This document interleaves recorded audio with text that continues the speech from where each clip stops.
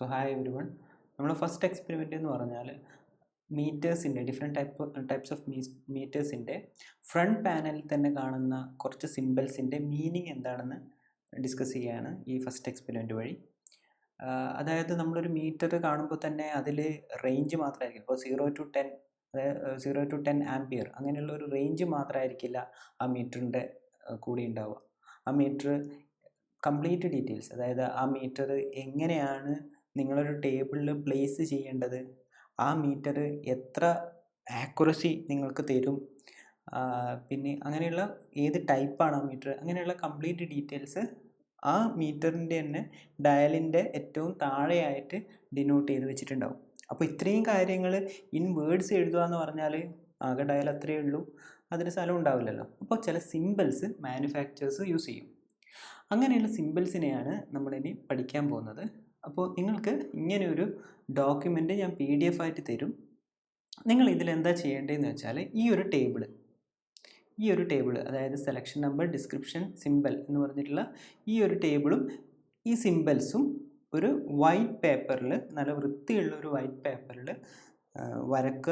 വരച്ചതിന് ശേഷം അത് സ്കാൻ ചെയ്തിട്ട് ഞാനൊരു അസൈൻമെൻറ്റ് തരും. ആ അസൈൻമെൻറ്റ് ഒരു ഫോം ആയിരിക്കും, ആ ഫോം ലിങ്കിൽ അപ്ലോഡ് ചെയ്യാം. ഓക്കെ. ഇനി അസൈൻമെൻറ്റ് ഫോം അല്ലെങ്കിൽ ഗൂഗിൾ ക്ലാസ് റൂമിൽ എങ്ങനെയാണോ അസൈൻമെൻറ്റ് തരുന്നത് ആ ഒരു ഫോമിൽ എന്തായാലും അതിനെ സ്കാൻ ചെയ്തിട്ടൊന്ന് അയച്ചു തരിക. നിങ്ങൾ ഈ വൈറ്റ് പേപ്പർ, ഇപ്പോൾ വരച്ചിരിക്കുന്ന ഈ പേപ്പർ മിസ് ചെയ്യാൻ പാടില്ല, അത് എവിടെയെങ്കിലും സൂക്ഷിച്ച് വെക്കുക.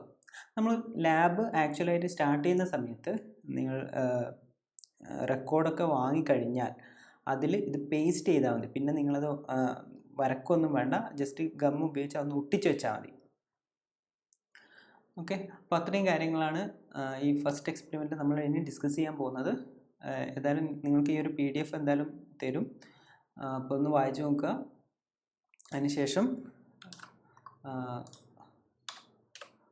അതിനുശേഷം നിങ്ങളത് തന്നിരിക്കുന്ന അസൈൻമെൻറ്റ് ചെയ്യാം. ഈ അസൈൻമെൻറ്റിൻ്റെ മാർക്ക് അതായത് നിങ്ങൾ ഈ അയച്ചു തന്ന ആ ഒരു ഡോക്യുമെൻ്റ് നോക്കിയിട്ടാണ് നിങ്ങളെ ഫെയർ റെക്കോർഡിൻ്റെ മാർക്ക് ഈ ഒരു എക്സ്പെരിമെൻറ്റ് ഞാൻ കാൽക്കുലേറ്റ് ചെയ്യുക. അതുകൂടാതെ നിങ്ങൾക്ക് റഫ് റെക്കോർഡിൻ്റെ മാർക്ക് കാൽക്കുലേറ്റ് ചെയ്യാൻ വേണ്ടിയിട്ട് ഒരു ചെറിയൊരു ക്വിസ് ഉണ്ടാവും, 1-2 ക്വസ്റ്റ്യൻസ്. അതിനും കറക്റ്റായിട്ട് ആൻസർ ചെയ്താൽ അതിനെ ബേസ് ചെയ്തിട്ട് റഫ് റെക്കോർഡിൻ്റെ ഈ ഒരു എക്സ്പെരിമെൻറ്റിൻ്റെ മാർക്കും ഞാൻ കാൽക്കുലേറ്റ് ചെയ്യും. അപ്പോൾ അതാണ് വാല്യുവേഷനെ പറ്റി പറയാനുള്ളത്.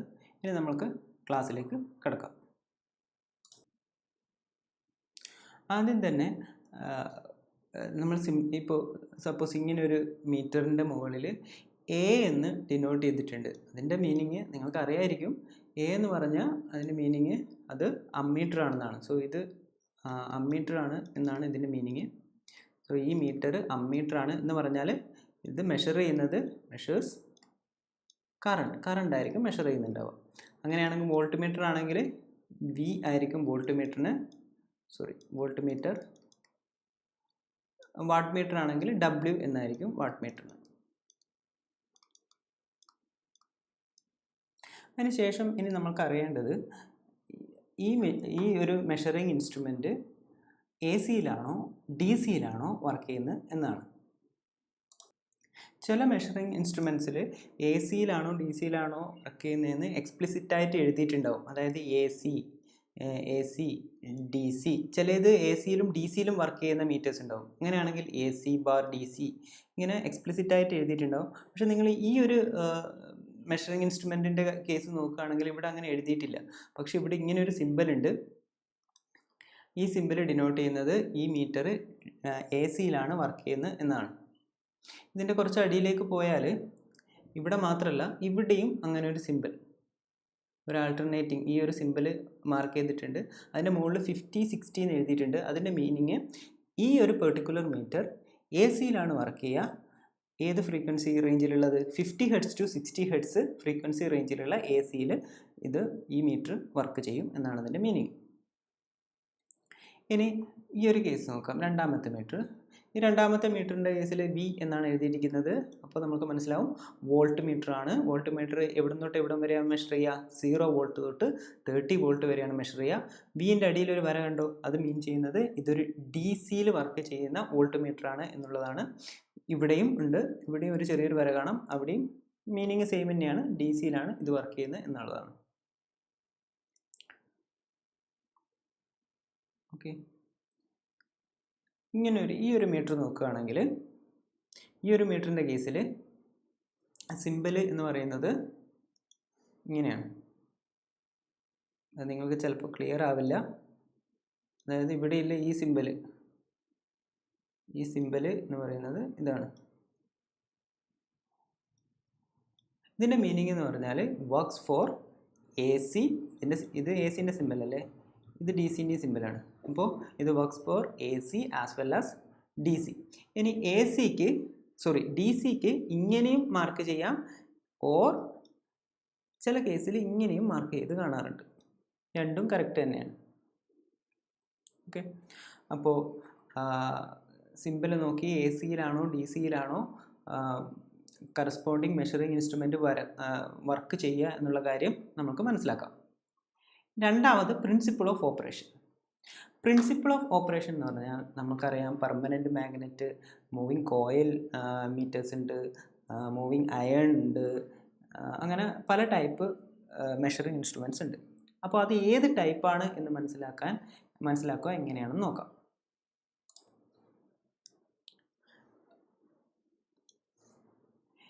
ഇവിടെ നോക്കിയാൽ ആദ്യത്തെ മീറ്റർ ഈ ഒരു സിമ്പിൾ നോക്കിയാൽ നിങ്ങൾക്ക് സൂം ചെയ്യാൻ പറ്റുമോ നോക്കട്ടെ. സെക്കൻഡ്.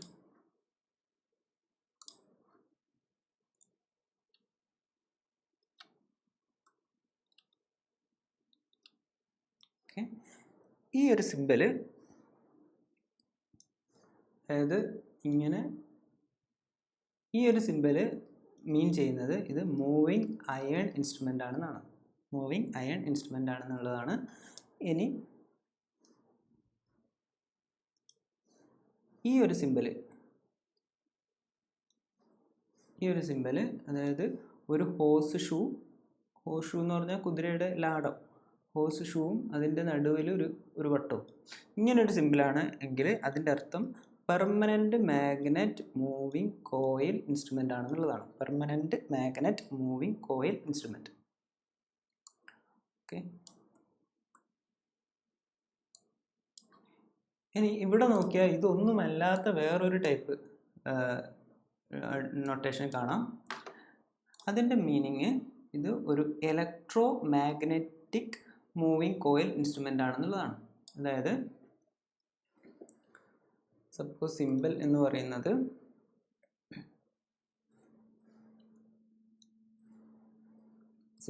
പറയുന്നത് ഇങ്ങനെയാണെങ്കിൽ, ഇതെല്ലാ മാനുഫാക്ചറും കറക്റ്റ് ഇതുപോലെ തന്നെ ആവണമെന്നില്ല, ഏകദേശം അതുപോലെയാണ് ഇതുള്ളത്. അങ്ങനെയാണെങ്കിൽ അതിൻ്റെ meaning electromagnetic moving coil type ആണെന്നുള്ളതാണ്. ഇനിയല്ല, ചിലപ്പോൾ ഇങ്ങനെയായിരിക്കും ഉണ്ടാവുക. ഇങ്ങനെയാണെങ്കിൽ ആ ഒരു മെഷറിംഗ് ഇൻസ്ട്രുമെൻ്റ് എന്ന് പറയുന്നത് ഇൻഡക്ഷൻ ടൈപ്പ് മെഷറിംഗ് ഇൻസ്ട്രുമെൻ്റ് ആയിരിക്കും. ഇൻഡക്ഷൻ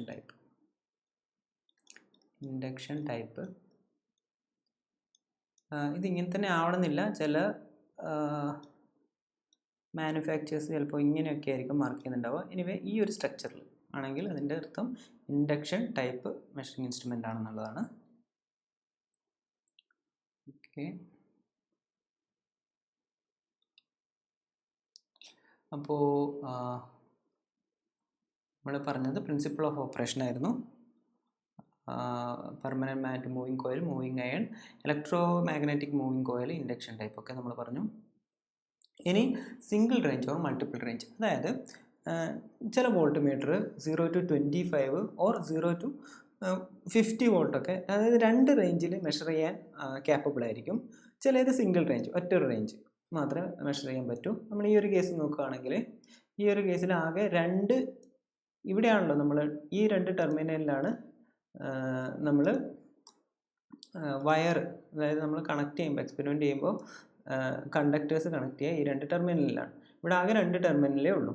അതായത് ഇതിന് ആകെ ഒരു റേഞ്ച് ഓഫ് ഓപ്പറേഷൻ മാത്രമേ ഉള്ളൂ. അതായത് ഇത് വോൾട്ട് മീറ്റർ ആണ്. ആ വോൾട്ട് മീറ്റർ 0 to 300 വോൾട്ട് വരെ റേഞ്ചിൽ മെഷർ ചെയ്യാൻ ക്യാപ്പബിൾ ആയിട്ടില്ല വോൾട്ട് മീറ്റർ ആണ്. 0 to 300 വോൾട്ട്, അതായത് ഒറ്റ റേഞ്ച് മാത്രമേ ഉള്ളൂ. ഈ ഒരു കേസ് നോക്കുകയാണെങ്കിൽ ഇവിടെ 3 ടെർമിനൽ ഉണ്ട്. ഈ വോൾട്ട്മീറ്റർ ആക്ച്വലി 2 റേഞ്ചിൽ വർക്ക് ചെയ്യും. 0 to 300 വർക്ക് ചെയ്യും, 0 to 150 വർക്ക് ചെയ്യും. ഇവിടെ ഡയലിൽ നോക്കുകയാണെങ്കിൽ നിങ്ങൾക്ക് 2 രീതിയിൽ ഡയൽ മാർക്ക് ചെയ്തിട്ടുണ്ടാവും.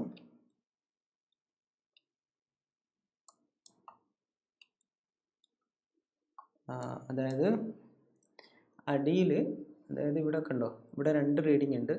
0 0 സ്റ്റാർട്ട് ചെയ്യുന്ന 0 തന്നെ ആയിരിക്കും. പക്ഷേ ഇവിടെ എത്തുന്ന സമയത്ത് 150 ആയിരിക്കും, അതിൻ്റെ മുകളിൽ 300 ആയിരിക്കും. പിന്നെ ഓരോ ഇവിടെ 100 ആണ്. ഇവിടെ നോക്കുകയാണെങ്കിൽ അടിയിൽ 100ഉം മുകളിൽ 200ഉം ആണ്. നിങ്ങൾക്ക് ക്ലാരിറ്റി കുറച്ച് കുറവായതുകൊണ്ട് ചിലപ്പോൾ കാണുന്നുണ്ടാവില്ല. ഇനി അതങ്ങനെയാണ് ഉണ്ടാവുക. ചില മീറ്ററിൽ ഈ ഒറ്റൊരു സ്കെയിൽ മാത്രമേ ഉണ്ടാവൂ. പക്ഷേ ഏറ്റവും ലാസ്റ്റ് 150ൻ്റെ മുകളിൽ 300 എന്ന് എഴുതിയിട്ടുണ്ടാവും. അങ്ങനെയാണെങ്കിൽ നിങ്ങൾക്ക് സപ്പോസ് നിങ്ങൾ 300 വോൾട്ട് ഇവിടെയാണ് കണ്ടക്ടർ കണക്ട് ചെയ്തിട്ടുള്ളത്, അതായത് മെഷർ ചെയ്യാൻ വേണ്ടിയിട്ട് ടെർമിനൽ കണക്ട് ചെയ്തിട്ടുള്ളത് 300 വോൾട്ടിലാണ്.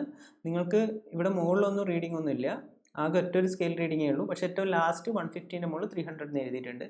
അങ്ങനെയാണെങ്കിൽ സപ്പോസ് നിങ്ങളിപ്പോൾ 50 വോൾട്ടിലാണ് നിങ്ങൾക്കിപ്പോൾ നീഡിൽ വന്നിട്ടുള്ളത്, 50 വോൾട്ടാണ് റീഡിങ് കാണിക്കുന്നുണ്ടെങ്കിൽ നിങ്ങൾ കണക്ട് ചെയ്തത് 300 വോൾട്ടിലായതുകൊണ്ട് 50 × 2 ചെയ്യണം. ഇനി അല്ല, ചില മീറ്റേഴ്സിൽ എക്സ്പ്ലിസിറ്റ് ആയിട്ട് 50ൻ്റെ മുകളിൽ 100 എന്ന് മാർക്ക് ചെയ്തിട്ടുണ്ടാവും. മീറ്ററിനെ ഡിപ്പെൻഡ് ചെയ്തിട്ട് മാറും. ഓക്കെ, അപ്പോൾ നമ്മളത്, അതായത് സിംഗിൾ റേഞ്ച് ഉള്ളതും മൾട്ടിപ്പിൾ റേഞ്ച് ഉള്ളതും, ഇനി ചിലപ്പോൾ 2 റേഞ്ച് മാത്രം ആവണമെന്നില്ല, ചിലപ്പോൾ 3 or 4 റേഞ്ചിലുള്ള മീറ്റേഴ്സും ഉണ്ടാവും. പക്ഷേ നമ്മൾ നോർമലി വോൾട്ട്മീറ്ററൊക്കെ ലാബിലുള്ളത് ഡ്യുവൽ റേഞ്ച് മാത്രമേ ഉണ്ടാവും, അല്ലെങ്കിൽ സിംഗിൾ റേഞ്ച്. ഇനി നമ്മൾ സ്കെയിലിൻ്റെ കാര്യം നോക്കാം. ചില മീറ്റേഴ്സ് ലീനിയർ സ്കെയിലായിരിക്കും, ചില മീറ്റേഴ്സ് നോൺ ലീനിയർ സ്കെയിലായിരിക്കും. അപ്പോൾ ലീനിയർ എന്താണ്, നോൺ ലീനിയർ എന്താണെന്ന് ആദ്യം പറയാം. ഇവിടെ നോക്കി, ഇവിടെ ആദ്യം ഇനീഷ്യൽ വാല്യൂ 0 ആണ്, ഇവിടെ 5 ആണ്, പിന്നെ 10 ആണ്. ഓക്കെ, അപ്പോൾ 5 ആണ്, 5ൻ്റെ ഡിഫറൻസ് ആണ് ഉള്ളത്. അപ്പോൾ 0 to 5ൻ്റെ അതേ ഡിസ്റ്റൻസ് തന്നെയാണ് 5 to 10 ഉള്ളത്. അതായത് 5 യൂണിറ്റിന് സെയിം ഡിസ്റ്റൻസ് തന്നെയാണ്. ഇവിടെ 5 യൂണിറ്റിന് എത്രയാണോ ഡിസ്റ്റൻസ് 2 ആ സ്കെയിലുള്ളത്, അത്ര തന്നെയാണ് അടുത്ത 5 to 10-ലുള്ളത്. 5 യൂണിറ്റ്സ് തന്നെയാണ്. പക്ഷേ ഈ ഒരു മീറ്ററിലേക്ക് നോക്കിയേ, ഈ ഒരു മീറ്ററിൽ ആദ്യം ഇനീഷ്യലി 0 to 50 എന്ന് പറയുന്നത് ക്രൗഡഡ് ആണ്, അടുത്തടുത്താണ് വരുന്നത്. പിന്നെ 50 to 100 എന്ന് പറയുമ്പോൾ ലെസ് ക്രൗഡഡ് ആണ്. 100 to 150 എന്ന് പറയുമ്പോൾ പിന്നെയും ക്രൗഡഡ് അല്ല, കുറച്ചും കൂടി ഡിസ്ട്രിബ്യൂട്ട് ചെയ്തിട്ടാണ് അതിൽ സ്കെയിലിൽ മാർക്ക് ചെയ്തിട്ടുള്ളത്, റീഡിങ്സ് മാർക്ക് ചെയ്തിട്ടുള്ളത്. അപ്പോൾ ഇത് ആക്ച്വലി നോൺ ലീനിയർ സ്കെയിലാണെന്ന് പറയാം. ഇത് നോൺ ലീനിയർ സ്കെയിലാണെന്ന് പറയാം, ഇത് ലീനിയർ സ്കെയിലാണെന്ന് പറയാം. യൂഷ്വലി മൂവിങ് അയൺ, ഈ മീറ്ററിൻ്റെ ടൈപ്പ് എന്ന് പറയുന്നത് മൂവിങ് അയൺ ആണ്. മൂവിങ് അയൺ ടൈപ്പ് മെഷറിംഗ് ഇൻസ്ട്രുമെൻസിൻ്റെ സ്കെയിൽ എന്ന് പറയുന്നത് നോൺ ലീനിയർ സ്കെയിലായിരിക്കും. ഇത് ഇമ്പോർട്ടൻ്റ് ആണ്, ഇത് മിക്കവാറും വൈവക്കൊക്കെ ചോദിക്കുന്നൊരു ക്വസ്റ്റ്യൻ ആണ്. മൂവിങ് അയൺ ഇൻസ്ട്രുമെൻറ്റിൻ്റെ സ്കെയിൽ എന്ന് പറയുന്നത് നോൺ ലീനിയർ ആയിരിക്കും. മൂവിങ് കോയിൽ ടൈപ്പിൻ്റെത്, മൂവിങ് കോയിൽ ടൈപ്പ്, അതായത് ഇവിടെ നോക്കുകയാണെങ്കിൽ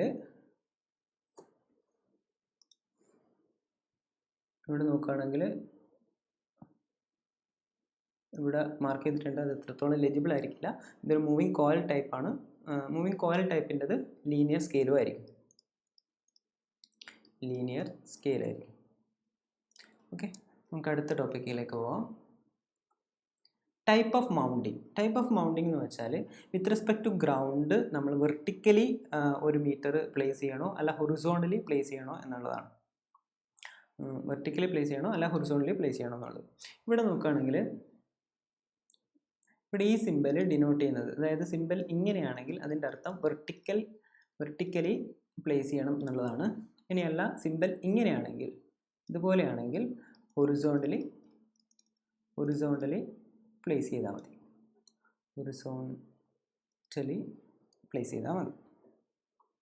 അപ്പോൾ നമുക്ക് ആകെ 2 രീതിയിൽ പ്ലേസ് ചെയ്യാനാവും, വെർട്ടിക്കലിയും ഹൊറിസോണ്ടലിയും. ഓക്കെ, നെക്സ്റ്റ് പറയാനുള്ളത് ക്ലാസ് ഓഫ് ആക്യുറസി നമുക്ക് ലാസ്റ്റ് പറയാം. അതിന് മുമ്പ് ടെസ്റ്റ് വോൾട്ടേജ് പറയാം. മിക്കവാറും എല്ലാ മീറ്റേഴ്സും നമുക്ക് ഒരു മാനുഫാക്ചേഴ്സ് പ്രൊഡ്യൂസ് ചെയ്ത് കഴിഞ്ഞാൽ അത് ടെസ്റ്റ് ചെയ്യും. അപ്പോൾ ആ ടെസ്റ്റ് ചെയ്യുന്നത് എത്ര വോൾട്ടേജ് വരെയാണ് എന്നുള്ളതിനെ ഡിനോട്ട് ചെയ്യാനാണ് ഈ ഒരു സ്റ്റാർ ഡിനോട്ടേഷൻ യൂസ് ചെയ്യുന്നത്.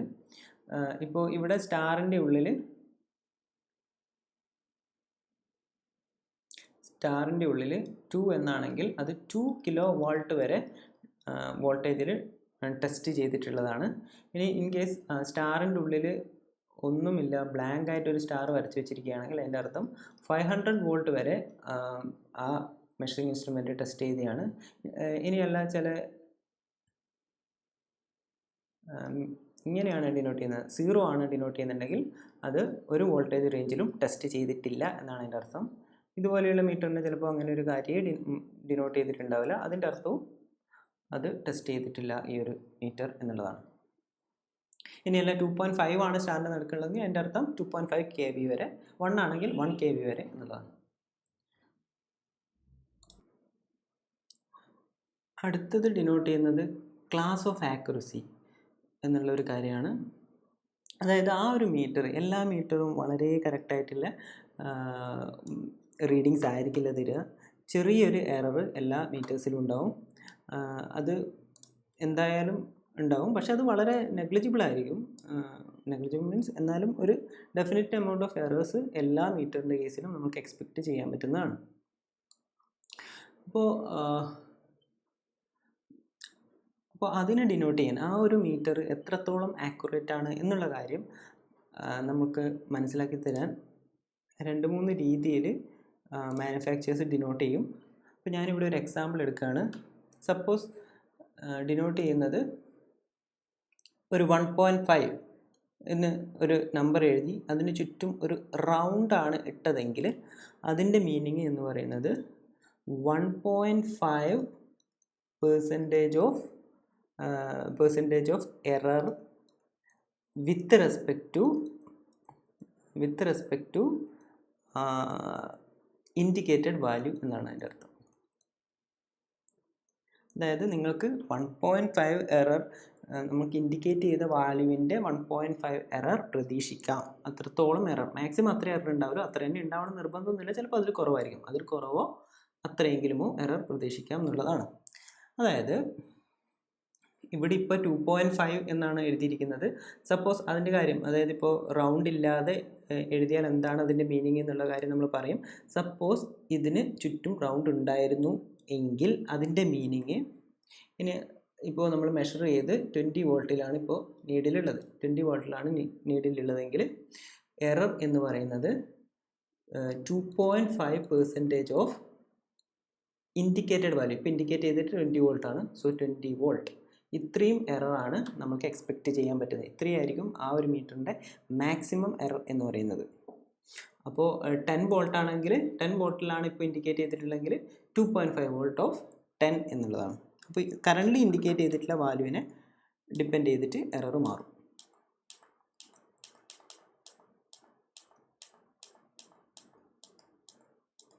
ഓക്കെ, ഇനി രണ്ടാമത്തെ രീതിയിൽ എങ്ങനെ റിപ്രസെൻ്റ് ചെയ്യാൻ നോക്കാം.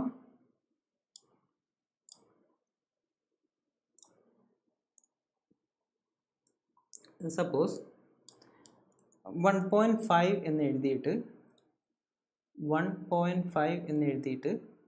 ഇങ്ങനെയാണ് ഇട്ടതെന്ന് വിചാരിക്കും. അതിൻ്റെ അർത്ഥം 1.5% error with respect to full scale reading. ഒരു റീഡിങ് ഫുൾ സ്കെയിലുള്ള റീഡിങ്ങിൻ്റെ 1.5% എറർ നമുക്ക് എക്സ്പെക്റ്റ് ചെയ്യാം എന്നുള്ളതാണ്. അതായത് ഈ ഒരു മീറ്ററിൻ്റെ ഫുൾ സ്കെയിൽ റീഡിംഗ് എന്ന് പറയുന്നത് 30 ആണ്. ഈ ഒരു മീറ്റർ നോക്കുകയാണെങ്കിൽ ഈ ഒരു മീറ്റർ ആക്ച്വലി -50 മൈക്രോ ആംപിയർ തൊട്ട് 50 മൈക്രോ ആംപിയർ വരെ മെഷർ ചെയ്യുന്ന മീറ്ററാണ്. ഈ ഒരു മീറ്ററിൻ്റെ ഫുൾ സ്കെയിൽ റീഡിംഗ് എന്ന് പറയുന്നത് 50 മൈക്രോ ആംപിയർ ആണ്. അങ്ങനെയാണെങ്കിൽ നമ്മൾ നേരത്തെ എടുത്ത അതേ കേസിൻ്റെ കാര്യം പറയുകയാണ്. ഇപ്പോൾ 2.5 എന്ന് വെറുതെ എഴുതി വെച്ചിട്ടുള്ളത്, സപ്പോസ് ഈ 2.5 എന്ന് എഴുതിയതിൻ്റെ താഴെ ഇങ്ങനെ ആയിരുന്നുവെങ്കിൽ ആൻഡ് ഇപ്പോൾ കറൻ്റ്ലി റീഡിങ് 20 വോൾട്ട് ആണ് എങ്കിൽ ഇതിൻ്റെ എറർ എന്ന് പറയുന്നത്, ഈ ഒരു മീറ്ററിൻ്റെ എറർ എന്ന് പറയുന്നത് 1.5% ഓഫ് 30 വോൾട്ടാണ്. ഫുൾ സ്കെയിൽ റീഡിംഗ് ആണ്. കാരണം ഡിനോട്ട് ചെയ്തത് ഇങ്ങനെയാണ്. ഇത് ഇൻഡിക്കേറ്റ് ചെയ്യുന്ന വാല്യൂ 20 ആയാലും ഇൻഡിക്കേറ്റ് ചെയ്യുന്ന വാല്യൂ 10 ആയാലും ഈവൻ 30 ആയാലും എറർ സെയിം ആയിരിക്കും. കാരണം error with respect to full scale reading ആണ് പറയാം. ഫുൾ സ്കെയിൽ റീഡിംഗ് ഓരോ റീഡിങ്ങിനനുസരിച്ചും അതായത് ഓരോ ഇൻഡിക്കേറ്റ് ചെയ്യുന്ന വാല്യൂവിനനുസരിച്ചും മാറാത്തത് കൊണ്ട് തന്നെ അതിൻ്റെ എററും സെയിം തന്നെ ആയിരിക്കും.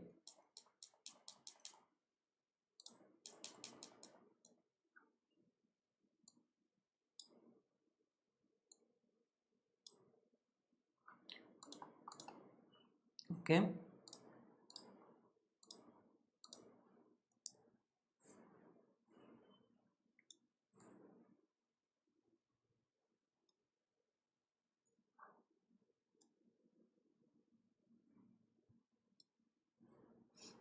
ഇനി അടുത്ത കേസ് നോക്കാം.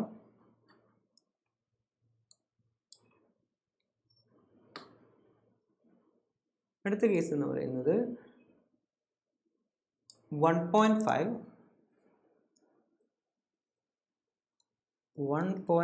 എന്ന് എഴുതിയിട്ട് ഇവിടെ ഒരു വര ഇവിടെ ഒരു വര, മോഡുലസ് ഒക്കെ കാണുന്ന അതേ സിമ്പിൾ അങ്ങനെയാണ് മാർക്ക് ചെയ്തിട്ടുള്ളതെങ്കിൽ അതിൻ്റെ മീനിങ്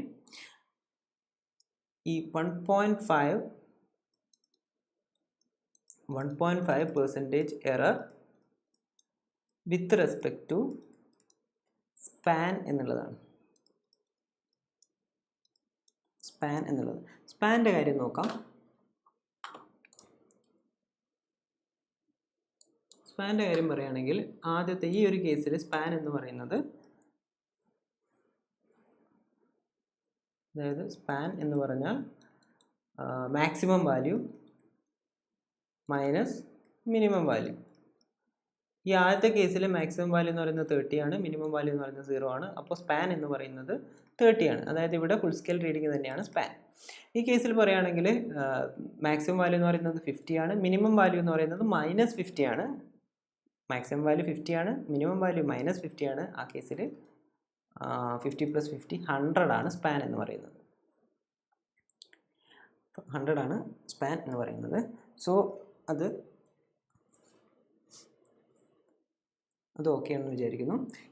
ഇനിയാണ് നമ്മൾ ഒന്നും ഡിനോട്ട് ചെയ്തിട്ടില്ല, ഇങ്ങനെ ഒരു സിമ്പിൾ ഇല്ല, വി എന്ന് പറഞ്ഞ സിമ്പിൾ ഇല്ല, റൗണ്ടും ഇല്ല, വെറുതെ 1.5 എന്നാണ് എഴുതിയിട്ടുള്ളതെങ്കിൽ അതിൻ്റെ meaning 1.5% error with respect to fiducial value എന്നുള്ളതാണ്. Fiducial value. ഈ ഫിഡ്യൂഷ്യൽ വാല്യൂ എന്ന് പറഞ്ഞാൽ maximum value of full scale reading, and minimum reading.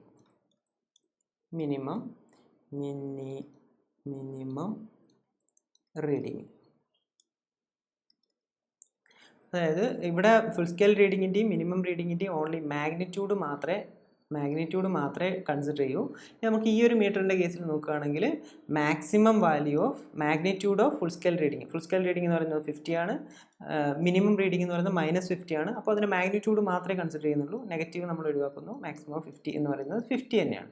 അപ്പോൾ ഇവിടെ ഈ മീറ്ററിൽ ശരിക്കും 1.5 എന്ന് മാത്രമേ എഴുതിയിട്ടുള്ളൂ. അതിൻ്റെ മീനിങ് എന്ന് പറയുന്നത് 1.5% ഓഫ് ഈ ഒരു മീറ്ററിൻ്റെ ആക്ച്വൽ എറർ എന്ന് പറയുന്നത് 1.5% ഓഫ് ഇവിടെ നമ്മൾ കാൽക്കുലേറ്റ് ചെയ്തപ്പോൾ ഫിഡ്യൂഷ്യൽ വാല്യൂ എന്ന് പറയുന്നത് മാക്സിമം 50 × 50 ആൻഡ് 50, സോ 50 ആയിരിക്കും.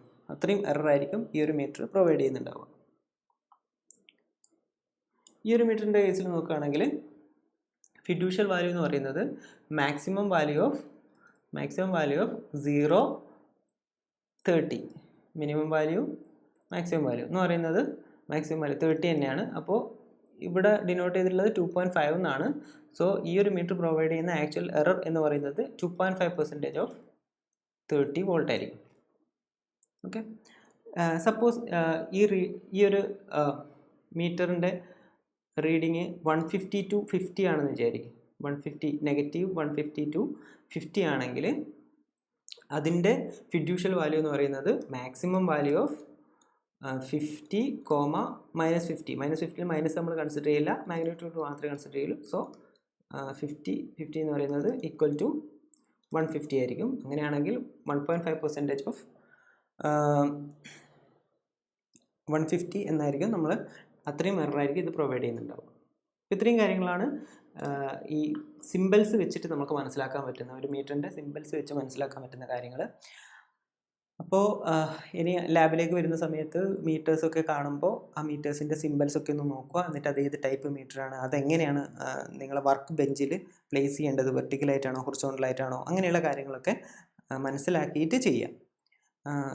ഇതിന് അസോസിയേറ്റഡ് ആയിട്ട് ഞാൻ 2 അസൈൻമെൻറ്റാണ്, ഞാൻ ആദ്യം പറഞ്ഞ പോലെ 2 അസൈൻമെൻറ്റാണ് നിങ്ങൾക്ക് തരാൻ ഉദ്ദേശിക്കുന്നത്. ഒന്ന് എന്ന് പറഞ്ഞാൽ നിങ്ങൾക്ക് തന്നിരിക്കുന്ന ഡോക്യുമെൻറ്റിൽ, അതായത് മെറ്റീരിയൽ, ഞാൻ ആദ്യം കാണിച്ച ആ മെറ്റീരിയലിലെ ആ ഒരു ടേബിൾ ഒരു നല്ല വൃത്തിയുള്ള വൈറ്റ് പേപ്പറിൽ വരച്ചതിന് ശേഷം ഫോട്ടോ എടുത്ത് അയച്ചു തരിക. അത് നിങ്ങൾ അതിൻ്റെ ആക്ച്വൽ ഡോക്യുമെൻറ്റ്, ആ വൈറ്റ് പേപ്പർ വരച്ചത് നിങ്ങൾ സൂക്ഷിച്ചു വെക്കുക. അത് നിങ്ങൾക്ക് ഇനി ക്ലാസ് തുടങ്ങിയതിന് ശേഷം ഫെയർ റെക്കോർഡിൽ ഒട്ടിച്ച് വെക്കാവുന്നതാണ്. അപ്പോൾ അതായിരിക്കും നിങ്ങളുടെ ആദ്യത്തെ എക്സ്പെരിമെൻറ്റ്. അതിനെ ബേസ് ചെയ്തിട്ടായിരിക്കും നിങ്ങൾക്ക് ഫെയർ റെക്കോർഡിൻ്റെ മാർക്ക് ഞാൻ കാൽക്കുലേറ്റ് ചെയ്യുന്നുണ്ടാവുക.